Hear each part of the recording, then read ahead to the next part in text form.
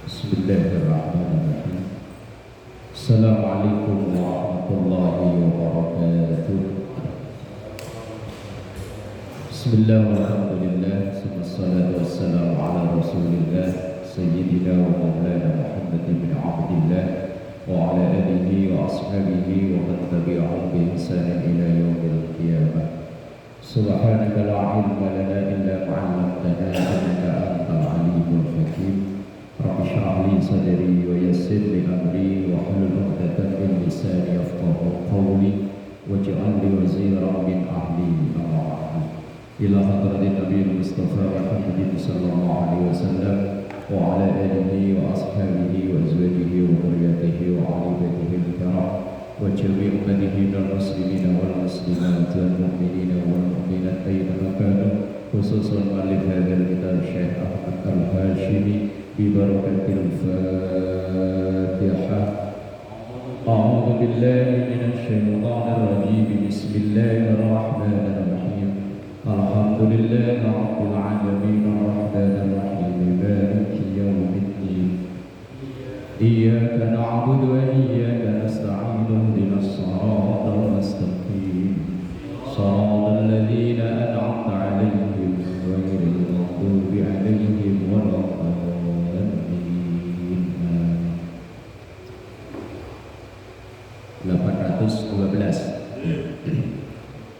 Bismillahirrahmanirrahim.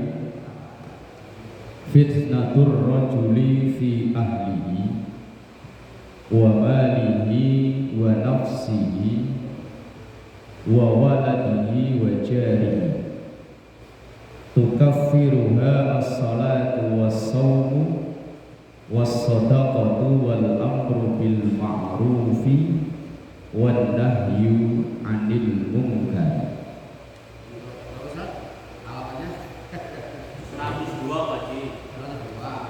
Nomor hadis kalau halaman kitab cetakan beda-beda. 812.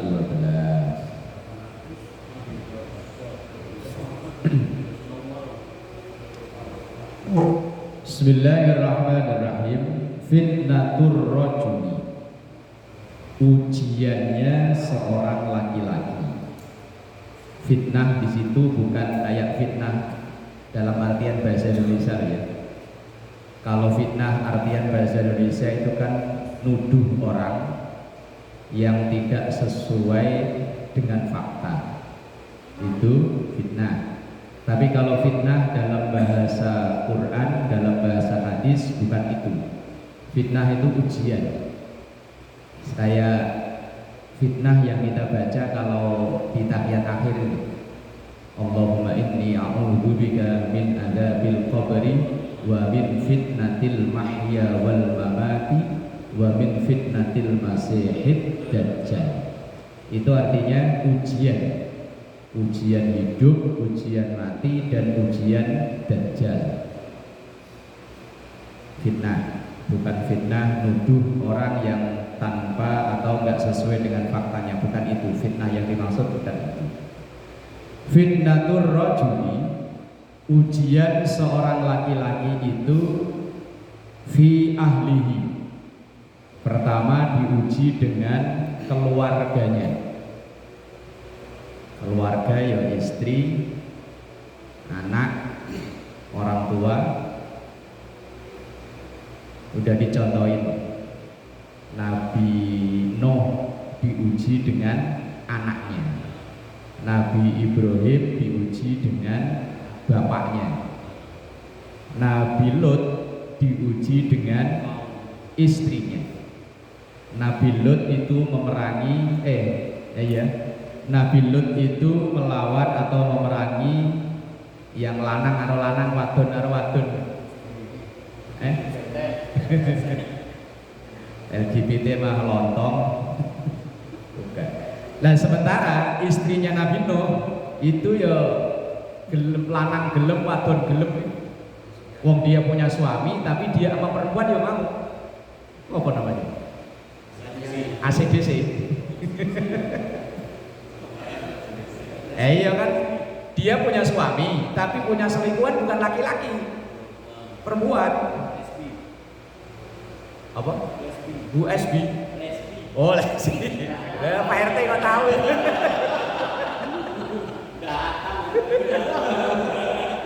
Jadi kalau sekarang ada orang yang katanya mengatasnamakan kehidupan modern, zaman Nabi Lut itu nggak ada. Sampai-sampai ketika malaikat Jibril datang ke Nabi Lut, karena malaikat Jibril itu saat itu menjelma sebagai seorang pemuda, ya Nabi Lut dituduh. Oh kan, katanya nggak boleh lanang karo lanang, wadon karo wadon. Ternyata tamunya lanang. Nabi Lut dituduh punya selingkuhan juga, tapi bukan perempuan, laki-laki. Itu kehidupan zaman umatnya Nabi Lut. Sekarang kayak di negara mana itu udah melegalkan ya pernikahan laki sama laki. Thailand ya?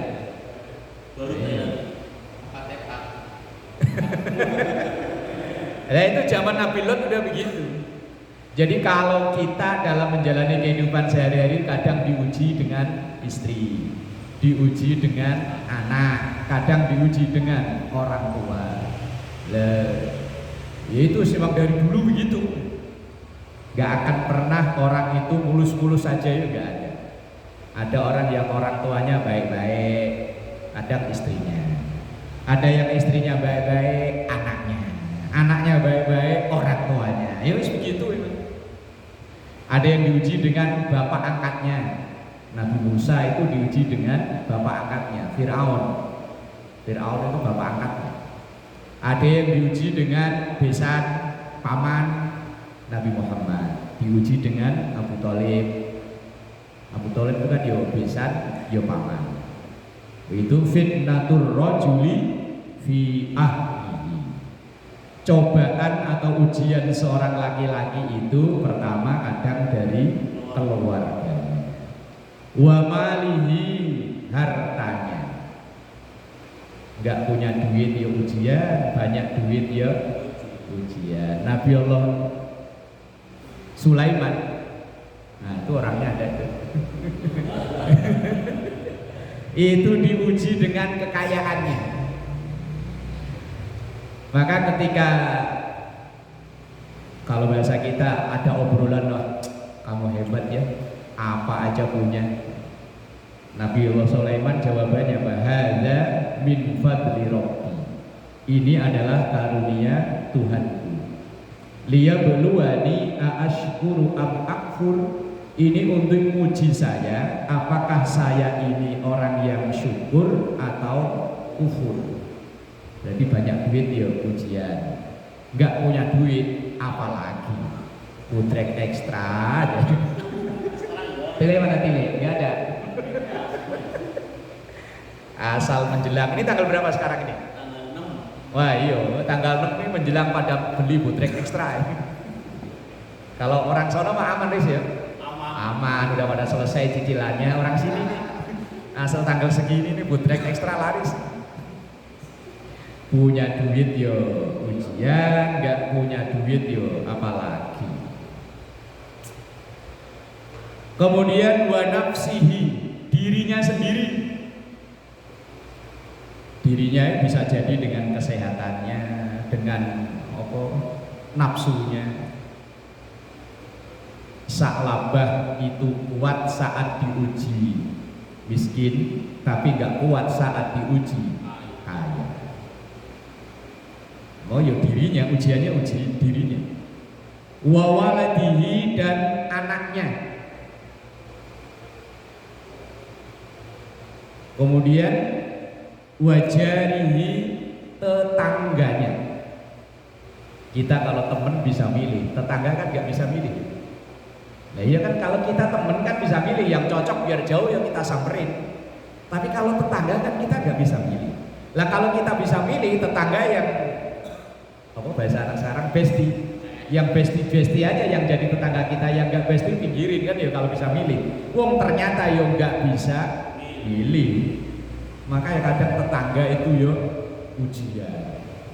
Bahkan ada dulu di awal-awal ngaji kitab ini kan ada, walaupun dimasukkan ke dalam kitab ini cuman disinyalir itu bukan hadis, tapi isinya bagus. Bunyinya begini: azhadun nas lil alim ahluhu wa jironuhu.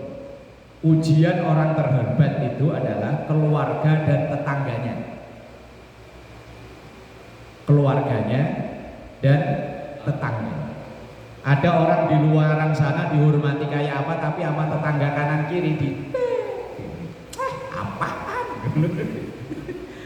Di luaran sono omongannya digugu yuk, didengerin. Tapi sama istrinya, sama anaknya, loh, saya ada temen kalau ceramah menggebu-gebu luar biasa. Saya giniin biar kamu ceramah begitu uji nyali, ceramah bener-bener itu kalau di depan istri. Dia bilang apa? Nggak berani saya ceramah depan istri. Saya bukan nggak berani, hanya ngalah. Ngalah, bilang aja nggak berani. Di luaran, kayaknya galak. Begitu pulang ya langsung klikuk. Ujiannya laki-laki itu kadang ya keluarganya, hartanya, dirinya sendiri, anaknya, tetangganya. Nah ujian-ujian itu kalau nggak bisa melewati, ya kadang kita tergelincir ke dosa. Lah dosa-dosa itu tukaffiruha akan dihapus atau tertutup, atau yang menutup dosa-dosa yang disebabkan oleh keluarga, oleh harta, oleh dirinya, oleh anaknya, oleh tetangganya, itu as-sholatu, sholat. Sholatnya itu sebagai penghapus dari dosa yang disebabkan oleh itu semua itu. Was-shaumu, puasa. Sekarang yang kita jalani, moga-moga jadi penghapus dosa-dosa yang disebabkan oleh itu tadi. Was-shadaqatu, sedekah. Dalam Islam itu ada istilah zakat, infak, sedekah, wakaf, hibah, wasiat. Pada intinya sama, yaitu pengalihan harta ke orang lain. Tapi kenapa dimaknai beda-beda? Ya memang ada sisi-sisi perbedaannya. Kalau wakaf itu memberikan barang untuk, bukan untuk individual, untuk umum. Nah kayak ini nih, ketika barang yang diberikan untuk umum dan barang itu bersifat awet, kayak ini keramik umpama, ini kan keramik, ini kan awet nih sampai puluh-puluhan tahun gak rusak lah, ini namanya wakaf. Atau barang-barang lah, lampu atau apa, atau semen atau apa, karena sifatnya ini lama, lah itu namanya wakaf. Kalau infak itu pemberian yang sifatnya hanya pokoknya sebentaran. Kalau wasiat itu diberikan oleh seseorang kepada orang lain, perpindahannya nanti kalau orang yang memberi itu sudah nggak ada. Itu namanya wasiat. Kalau hibah itu pemberian yang nggak ada batasannya, kepada siapa saja terserah. Kalau sedekah itu pemberian tapi sifatnya bukan hanya benda. Maka ada sabda Rasulullah, tabassamuka ala wajhi akhika sedekah. Senyummu terhadap saudaramu sedekah. Tapi terhadap saudara loh ya. Nih jangan langsung ada kotak keliling lewat disenyumin doang. Saya kan sedekah, udah apa? Lah senyum. Iya sedekah sih sedekah. Asal Mbah Selamat ngecek disenyumin. Mana udah mudah tuh senyum.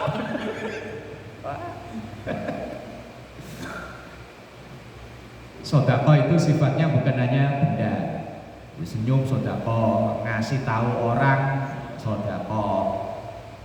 Kalau zakat itu beda lagi. Kalau zakat itu pengalian harta dengan aturan yang sangat ketat. Misalnya harta yang dizakati pun gak semua harta. Harta-harta tertentu saja yang dizakati. Kemudian yang nerima juga tertentu. Waktunya juga ditentukan. nggak sembarangan. Ini kadang yang kalau zakat fitrah sih oke lah, masyarakat kita udah mendekati bener. Tapi kalau zakat mal ini loh kadang yang kurang pas. Zakat mal itu syaratnya banyak. Pertama, muslim tentunya. Kedua, satu nisab.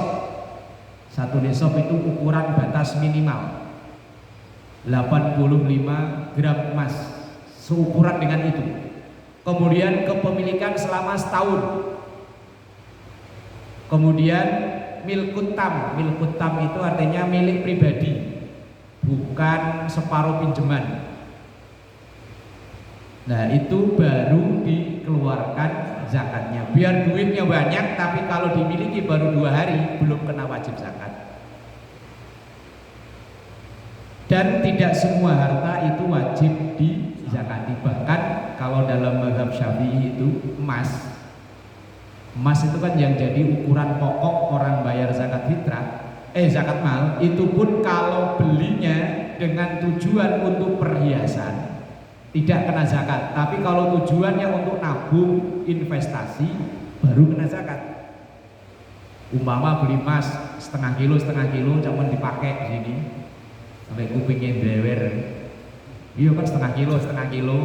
Cuman memang tujuannya untuk pakai buat perhiasan, dalam mazhab Syafi'i nggak kena zakat. Kadang ada orang akal-akalan biar nggak kena zakat dipakai atau enggak asal udah hampir mendekati setahun dijual. Misalnya nih punya emas 100 gram, belinya tanggal 1 Januari. Lah nanti kena zakatnya itu 1 Januari berikutnya. Nanti kalau emas itu masih ada, maka 2,5% harus dikeluarkan untuk zakat. Tapi kalau sudah setahun. Lah kemudian ada orang akal-akalan, asal udah mendekati 1 Januari, tanggal 25 Desember pas Natal jual. Ntar tanggal 1 Januari beli lagi. Secara fikih memang dia gak kena zakat, cuman kan akal-akalan begini. Ntar malaikat kalau mau nyiksa dia ya akal-akalan juga. Dimasukin ke dream, ya baru kan dream, baru habis itu dreamnya dibakar. Ketika dia protes, malaikat, saya kan nggak zakat karena memang tidak memenuhi syarat. Kata malaikat, iya saya juga nggak nyiksa kamu, saya nyiksa dream. Yang saya sisa saya bakar dream. Cuman dalamnya ada kamu. Akal-akalan juga, malaikat juga kehabisan akal. Was-shadaqatu shadaqah. Kemudian wal amru bil ma'rufi wan nahyu 'anil munkar. Ngajak kepada yang baik, mencegah kepada yang mungkar. Lah itu termasuk penutup atau penghapus dosa yang disebabkan oleh keluarga, harta, jiwa diri sendiri, anak maupun tetangga.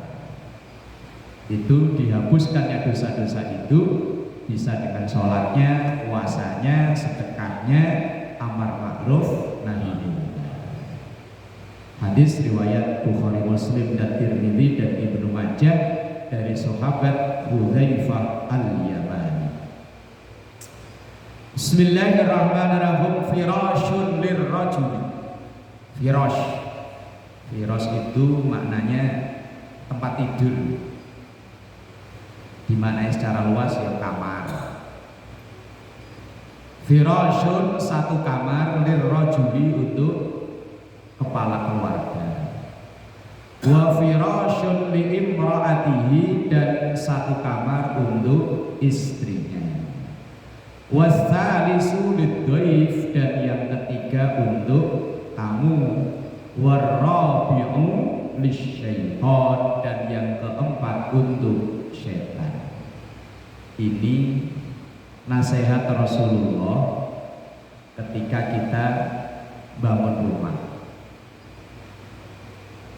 Dalam hadis yang lain, kalau kita sih orang perumahan, hadis ini agak tercukupi. Yang saudara-saudara kita yang kontrak sekamar yang tidak tercukupi.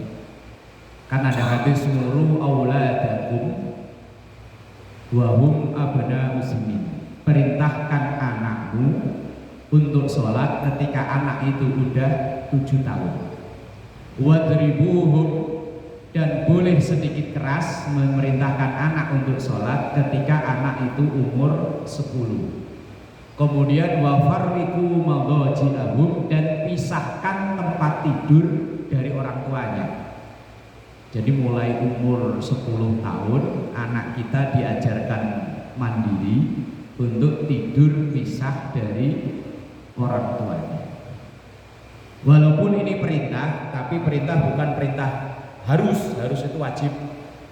Lah kalau yang kayak kita di sini masih mending lah ya, rumah kita minimal 2 kamar, masih bisa untuk orang tua, untuk anak. Lah kalau yang kontrak sekamar, ya di Jakarta kan rata-rata kontrak kadang sekamar ya. Lah iya Pak Idris ya. Lah iya kadang motor masuk ya. Kalau tidur ngelonin motor. Lah iya kan dulu yang kalau waktu Jakarta kontrak kan begitu rata-rata ya. Kan untuk mengamalkan hadis ini kan berat ya dari sisi ekonomi kan. Bahwa anak ketika udah umur 10 tahun pisahkan tidurnya. Ya memang selain diajarin mandiri lah, kalau orang tuanya mau ibadah wajib ayo. Apa Riz kan ya gua anakmu siji lho Riz. Eman yo. Polos. Anak kalau tidur diajarin pisah man, jangan ngumpul. Bahaya kalau ngumpul, ntar kalau situ mau ibadah wajib. Nah iya, kan nunggu dicubit dulu, kalau masih ada nyaut ntar dulu. Lah kok pengalaman ya Pak Idris? Nah hadis ini kan ngajarin kita dalam berumah, ngajarin untuk anak-anak itu. Lah tapi kalau memang kondisinya tidak memungkinkan, mau gimana lagi? Makanya memahami hadis itu ada perintah yang perintah namanya lil wujub. Kayak tadi itu, muru auladakum bisolah, itu perintah tapi maknanya wajib. Kita orang tua wajib memerintahkan anak kita sholat. Kemudian wadribuhum, boleh memukul. Tapi jangan diartikan langsung anaknya nggak sholat digebukin, enggak. Artinya boleh sedikit tegas, agak keras ketika anak umur 10 tahun tapi belum mau sholat. Lah ini perintah, tapi perintah namanya linnat, nadab itu artinya anjuran. Boleh, kebolehan ini. Lah kemudian wafarriku madhaji'ahum, pisahkan anakmu tempat tidurnya dari orang tuanya, maksudnya dari kita. Nah itu perintah tapi sifatnya anjuran. Kalau memang tidak memberatkan dari sisi ekonomi dan lain-lain, tempat tidurnya anak itu dipisah. Nah, kalau yang di sini lah mending lah ya, biar kayak apa rumahnya kamarnya 2 kan ya bisa satu-satu. Coba Eman anaknya masih tidur ngumpul ya? Wah iya bener itu Pak. Bener itu Pak. Ada neneknya, Aris yang bermasalah Man. Anaknya 1 tapi masih kecil anak Aris ya. Baru 3 tahun, belum tahu ya. Bismillahirrahmanirrahim. Fadlul alimi 'alal 'abid. Keutamaan orang yang berilmu dibanding orang yang ahli ibadah. Makanya hanya semangat ibadah saja tanpa ilmu nggak cukup. Banyak melakukan pelanggaran walaupun dia itu ahli ibadah. Contoh, ini nih, ini sering nih. Kalau di depan kita ada shop kosong, misalnya di sini lah ya. Kalau kita berada di depan, nyuruh orang untuk maju ke depan, itu hukumnya sunnah. Kita udah di sini nih, umpama samping Pak Haji masih ada kosong, kemudian Iman di belakang, ayo Man maju Man, itu Pak Haji dapat pahala sunnah. Tapi kalau Iman di belakang nyuruh Pak Idris, ayo Pak Idris maju, nggak enak saya, itu kan RT. Nggak enak saya kalau sujud kan mantatin RT, nggak enak RT maju teh. Tapi masih sama-sama di belakang, maka Iman orang yang nyuruh itu kena hukum makruh. Walaupun kelihatannya mempersilahkan orang untuk ngisi soft yang di depan, tapi kalau dia sendiri masih di belakang, itu kena hukum makruh. Nah ini kan sering ya, Ayo udah dulu, ayo. Sementara kita masih di belakang. Kecuali kalau kita sudah di depan, nah, ayo ke depan. Nah, itu kena hukum sunnah. Nah, ini kan banyak di antara kita yang semangat berjamaahnya bagus, tapi ilmunya nggak ada. Kadang dalam berjamaah kena hukum makruh. Contoh lagi, ini sering saya sampaikan. Ketika kita berjamaah, kalau melakukan sesuatu yang makruh dalam berjamaah itu, maka pahala berjamaahnya gugur alias hilang. Jadi ya sama aja kayak nggak berjamaah. Yang sering terjadi adalah ketika bareng persis gerakan imam. Lah harusnya nunggu imam sempurna gerak baru kita gerak. Umpama, nah ini mic imamnya, ini makmum. Umpama ya, lakum dinukum waliyadin, Allahu Akbar. Rukuk ini baru Allahu Akbar rukuk. Sami Allahu liman hamidah, sami Allahu liman hamidah. Ini aturan yang benar. Tapi kalau misalnya bareng persis kayak orang senam, senam kan bareng persis ya. Lakum dinukum waliyadin, Allahu Akbar, sami Allahu liman hamidah. Ini makmumnya kena hukum makruh. Kalau ini berlanjut sampai salam begitu terus, maka pahala berjamaahnya gugur. Maka kalau kita lihat live sholat di Masjidil Haram itu kan kayak ada backing vokal gitu ya. Misalnya imam kan gini kan, Sami Allahu liman hamidah. Begitu imam berdiri tegak, baru backing vokalnya ini Sami Allahu liman hamidah. Ini untuk menghindari biar makmum itu nggak barengi imam. Lah kalau di sini nggak ada backing vokal, ya suatu kali besok pakai backing vokal itu aja ya. Pak Haji, Sami Allahu liman hamidah. Lah kalau dia udah selamat, Sami Allahu liman hamidah. Nah, biar kayak Masjidil Haram Pak Haji. Iya kan ruangannya udah kayak di Masjidil Haram ini mah. Iya sholatnya gini. Allahu Akbar, baru mbak selamat Allah. Nah itu tujuannya biar makmum itu tidak bareng persis dengan gerakan imam. Lah ini sering terjadi. Nah, begini ini nih, kadang ya rajin jamaahnya, cuman karena dia nggak tahu ilmunya, pokoknya kalau imam gerak dia gerak. Kalau perlu ya tadi itu bareng persis. Lah itu menggugurkan pahala berjamaahnya. Terus lagi, kalau masjid ruangan segini sih insya Allah nggak terjadi. Yang terjadi itu kalau di masjid-masjid besar. Tapi ini bisa juga terjadi sih. Bukan, gini. Umpama ya, ini nggak disekat, wos gitu. Sebelah sono masih ada kosong. Cuman jalan ke sono kan males. Langsung dia berdiri di sini. Sendirian itu sampai akhir. Sampai salam kok nggak ada yang nemenin, maka sholatnya dia ini makruh. Kalau itu terjadi, yo pahala jamaahnya gugur. Wong di sono masih ada kosong. Lah kecuali memang semuanya full, penuh, nggak masalah. Lah ini seringnya kan kalau di masjid-masjid besar kan, jalan ke sono jauh. Sini aja lah, sama aja. Ini loh.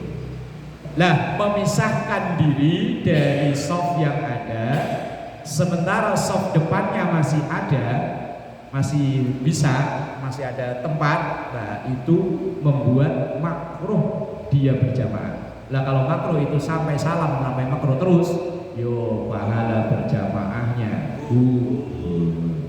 Nah makanya yo kita ngaji sedikit-sedikit begini yo biar tahu aturan berjamaahnya, biar ibadah kita yang kita semangat luar biasa ini enggak keliru.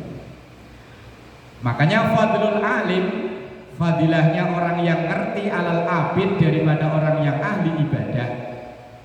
Kafadli ala adnakum, itu seperti keutamaanku kata Rasulullah, ala adnakum, di atas, di tengah-tengah kalian semua. Innallaha azza wa jalla, sesungguhnya Allah azza wa jalla, wa malaikatahu, dan malaikatnya, wa ahlas samawati wal ard, penduduk langit dan bumi, hatta an-namlata fi juhriha, sehingga seekor semut, namlah, semut, di Quran itu ada surah namanya An-Naml, artinya semut. Itu untuk mengabadikan kisah Nabi Allah Sulaiman. Nabi Sulaiman lagi nama semut. Ketika Nabi Allah Sulaiman mau lewat, kan Nabi Sulaiman itu kan bisa ngomong sama semut ya? Bisa ya? Bisa. Nah, ketika mau lewat, tiba-tiba Nabi Sulaiman itu memberhentikan pasukannya, berhenti. Nah, pasukannya ada nanya, ada apa? Wong jalan gak ada apa-apa kok tiba-tiba berhenti. Sebentar. Di depan itu ada semut yang lagi rapat. Mungkin rapat RT kali ya? Ya kan ada RT-nya semut. Iya, lagi rapat RT. Loh, biar semut itu nggak keinjek-injek sama pasukannya Nabi Allah Sulaiman. Ya karena Nabi Sulaiman kan ngerti, lagi rapat. Maka di situ kalau ada semut mungkin lagi rapat meeting. Lagi meeting, makanya biarin ikut ngaji. Hatta an-namlata fi juriya, sehingga semut yang ada di lubangnya pun ikut mendoakan. Wa hatta al-huta fil bahri, dan sehingga hut, binatang laut, tentu bukan hanya ikan, macam-macam binatang laut, fil bahri, di lautan.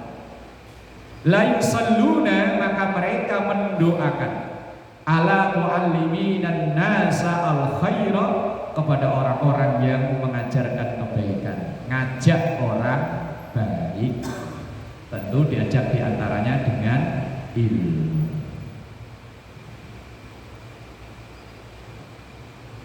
Fadlul Qur'ani ala sa'iril kalami, wallahu a'lam bis-shawab. Al-Fatihah. A'udzu billahi minasy syaithanir rajim. Bismillahirrahmanirrahim.